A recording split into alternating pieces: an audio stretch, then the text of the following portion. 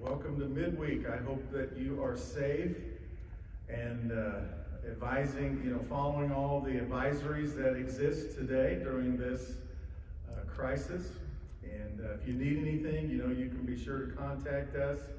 If you go to our website, freeway.family, you can find all the contact numbers there to reach us. And we're praying for you. We're praying for our president and the vice president's team for wisdom, for them to know what to do and how to do it and when to do it. And the song we just sang is based from the book of Romans chapter 8, and it says, we know that all things work together for good. The Bible doesn't say that all things are good. It says God can make them work for good. As a matter of fact, this is really a bad time for a lot of people. And there's a lot of hurt, there's a lot of sadness and suffering out there. And, we're praying for all those people that are experiencing hard times and job problems. And, I believe God's speaking to the world. And I just hope that, the world is listening to us during this time. And the next song is called None But Jesus. And after we sing this song, we have missionaries to Peru, the Comptons, have an interview with them. They were scheduled to be here, but back in the old days, 2 weeks ago, they would have been here. But of course, we all know that things have changed. This song really speaks to me because the second verse says, "In the chaos, in confusion, I know you're sovereign still." And God is still on the throne. He has a purpose. He has a plan. And the experiences that we have that are bad, God can, even the bad things, somehow turn them into good for us and good for the world.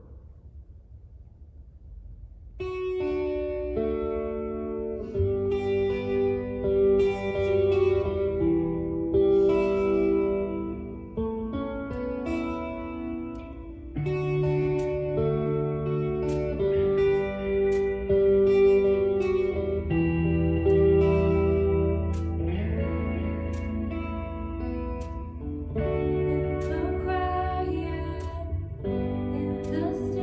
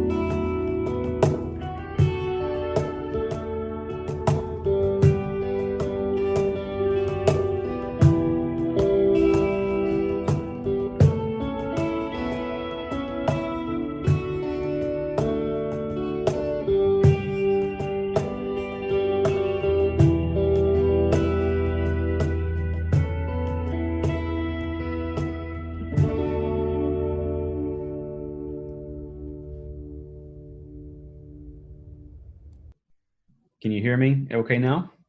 I got you. Cool. Let's try All this right. thing. Let's make this happen while we have a connection. Make hay And while it's good. Yeah. this is part of our midweek worship. We're not meeting on site for a while. We're meeting online. And so, Elma, why don't you introduce your wife to us and the field where God's called you? My name is Elmo. This is Kat. We have been in Peru now, coming up on 7 years. We're church planting missionaries in the capital region in Lima. And yeah, that's us. That's who we are. That's what we do. Okay. All right. And tell us where you met, how you met each other. I'll let her do that. So my first day of Bible college, one of my friends came in, and actually she wasn't even a friend yet. She was just my roommate. And she said to me, she said, I met a guy. And I said, girl, I just met you. Like, I mean, girl, like you are, I can't believe we just got here. Like what, why, how you met a guy? Like, what does that mean? She's like, no, he actually be really perfect for you. And in the beginning of our conversation, I had said, you know, the like, basic thing. Hi, my name is Kat. I want to be a missionary, you know, kind of thing. And she said, my name's Krista. I want to be in elementary education. I'm from Washington State. Like just the simple things to get to know each other in the beginning. And I looked at her and I was like, I just met you. I don't think I want you setting me up with anybody. You don't know me or anything. And she's like, no, this guy introduces himself as the fact that he wants to be a missionary to Peru. And so I looked at her and the first words out of my mouth were like, well, that's not really that smart, because who wants to marry a guy that wants to be a missionary to Peru?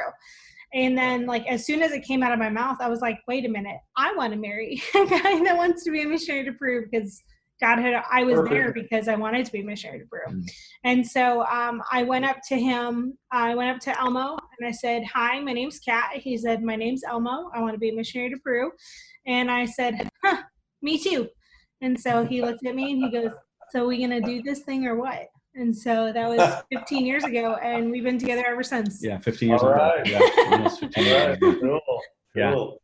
Yep. And right now you're in the States. This was your first deputation, and it looks like it's going to be a longer one because everybody's kind of locked down now. You guys are in Fort Worth. You're kind of mission home hopping from place to place. And I'm sure if it lasts much longer, you'll probably just head back to home in New Jersey, where your dad's a pastor.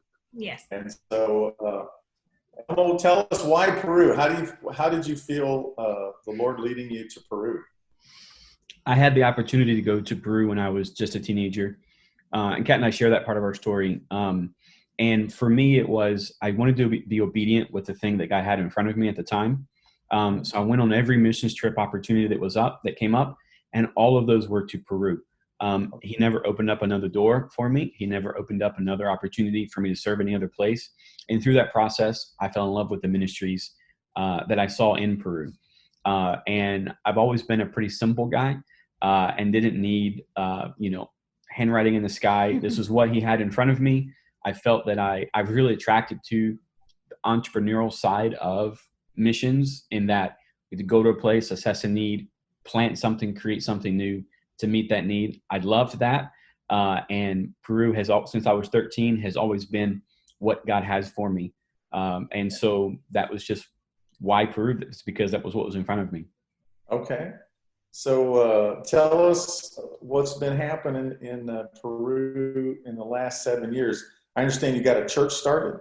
We did, yeah. So we spent our first couple of years working with an existing church, learning the language, understanding culture, really translating ministry, American ministry to Peruvian ministry, what that looked like. And that was pretty intense, those first 2 years.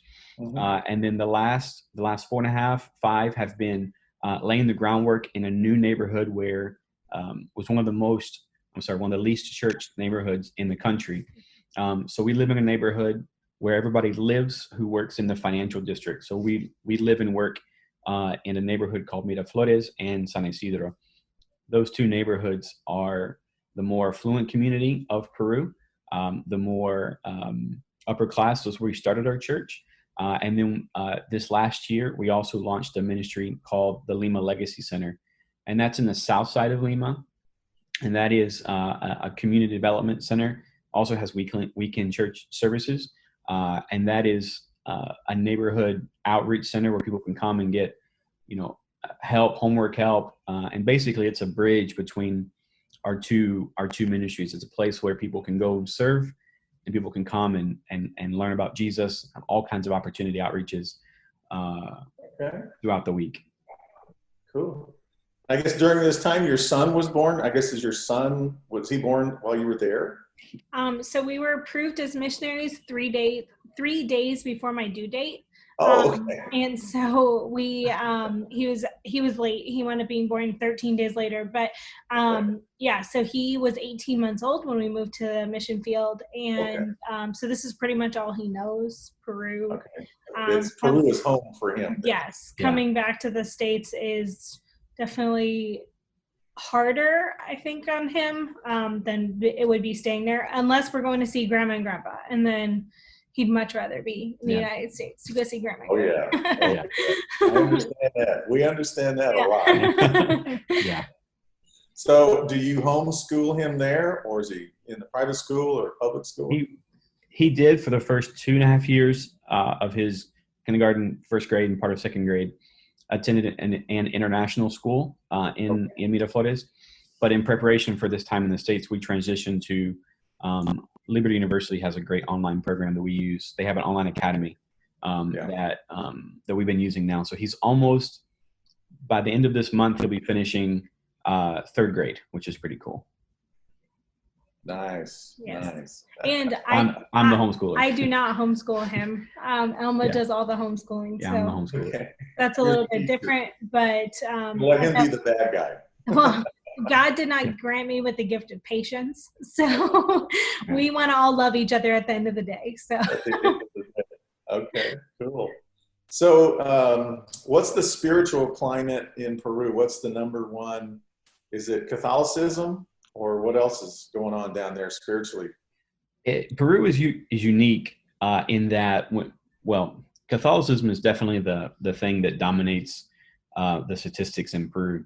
However, the Catholicism is unique in that when Catholic came in, there was no abolishment of other religions. So it's super spiritual. There's a lot of shamanism, a lot of spiritualism, mysticism, tons of mysticism, and really super strange things that are just folded into Catholicism. Okay. That partnered with our generation is running away from organized religion. So there's a lot of agnosticism and atheism. So I'm Catholic on Easter, Mother's Day, and Christmas. Otherwise, I'm not. Pretty much what we've seen in the Northeast when we lived in Boston and in New Jersey. Yeah. Culturally, they're Catholic, but in practice, they're agnostic or they're atheist. But we have seen a growth in the last 7 years in Peru. We've seen a growth of evangelical churches are growing, which is really, really cool. Right. Our church is growing, and we're seeing they're leaving the Catholic Church and actually going towards evangelical church, which is really encouraging. Okay. And in your community, it's mostly the people work in financial areas. So we work in two neighborhoods where we planted our church. Yes, the more affluent community, and so politicians that own consulting companies, import, export, doctors, more of your white collar community.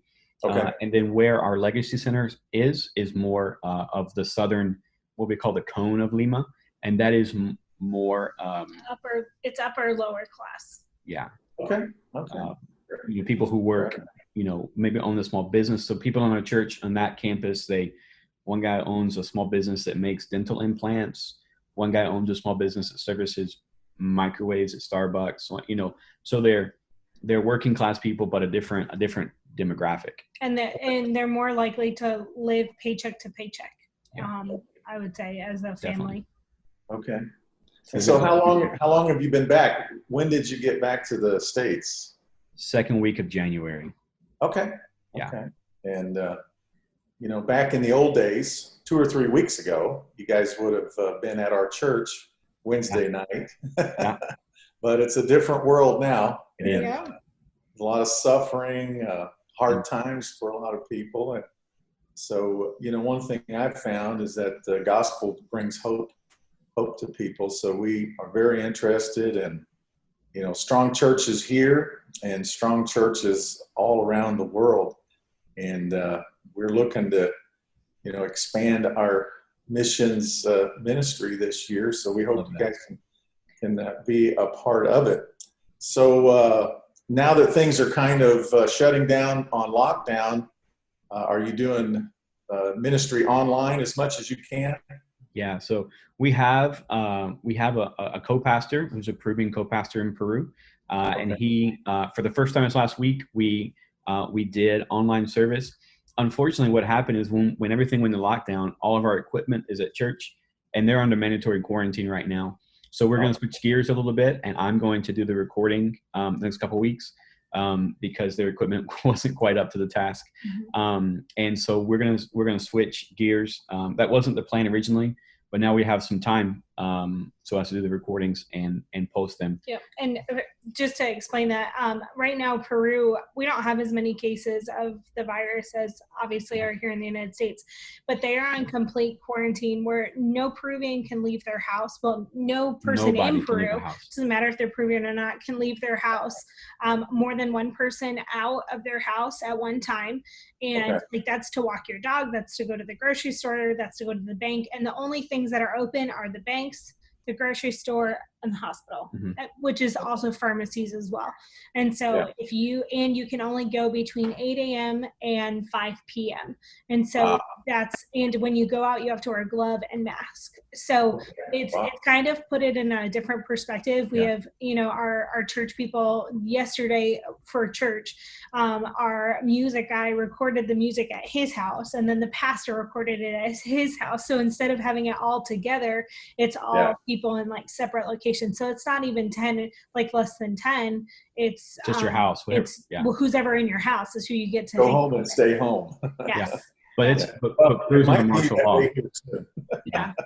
Yeah, martial law, and if you are caught out, you can be arrested and get fined. And so we're just seeing that, and surprisingly, because of this rule, Peru, like the grocery stores and stuff are really stocked because they have time to restock everything. And so they're probably better off on that. Like they have toilet paper and stuff like that. That was my next question. Yeah. Do they have toilet? Yeah.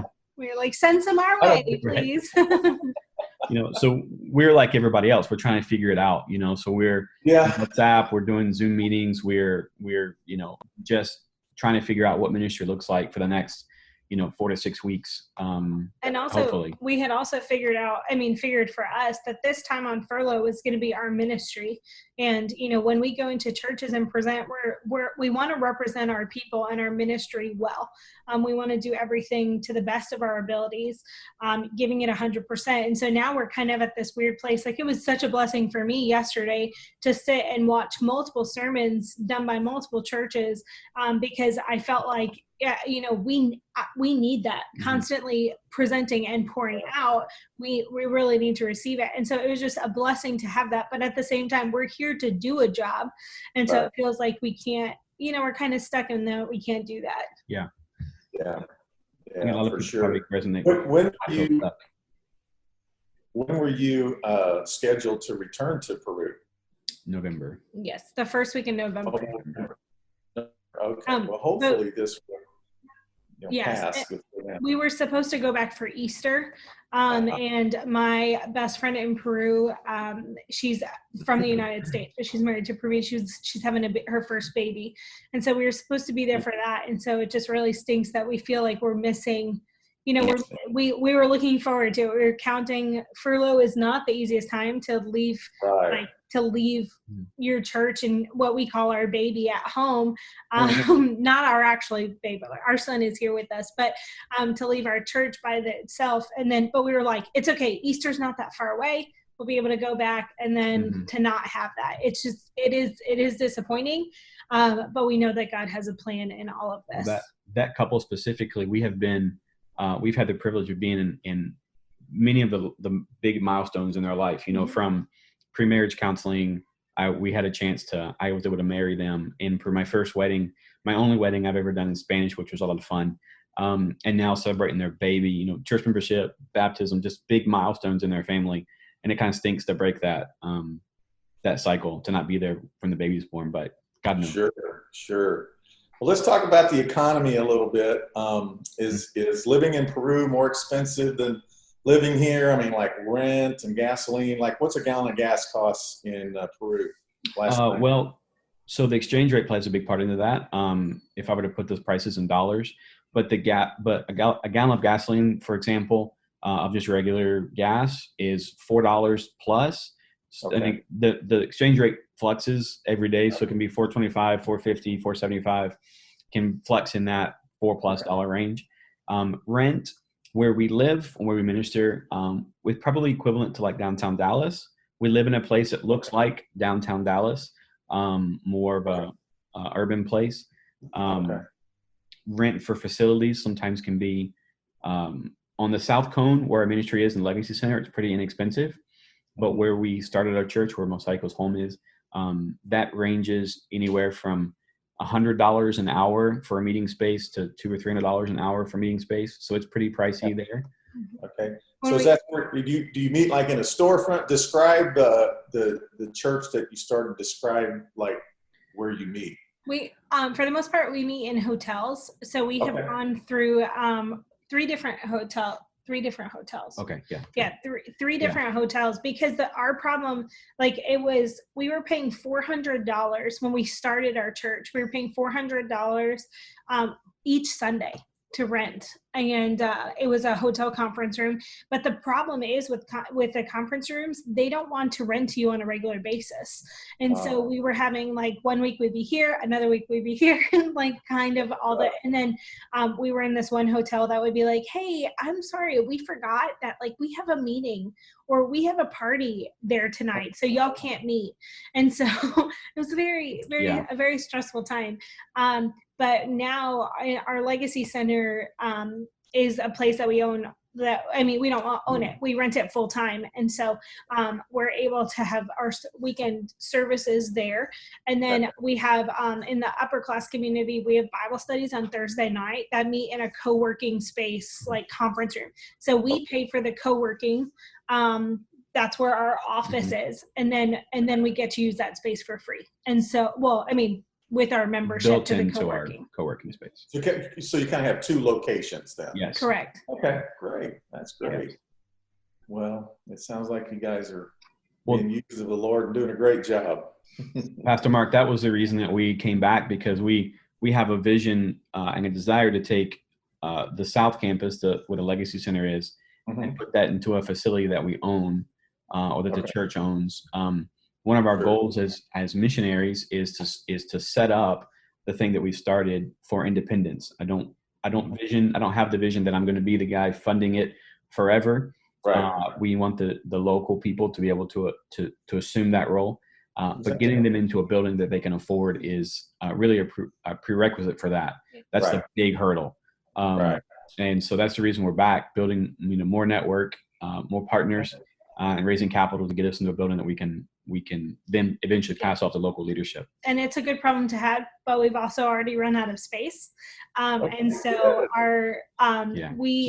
what Elmo didn't say in the beginning is when we were in the upper class community, we were renting in a hotel, and the hotel wound up closing. And so we had to move back into house church. And so it was 2 weeks after our first anniversary.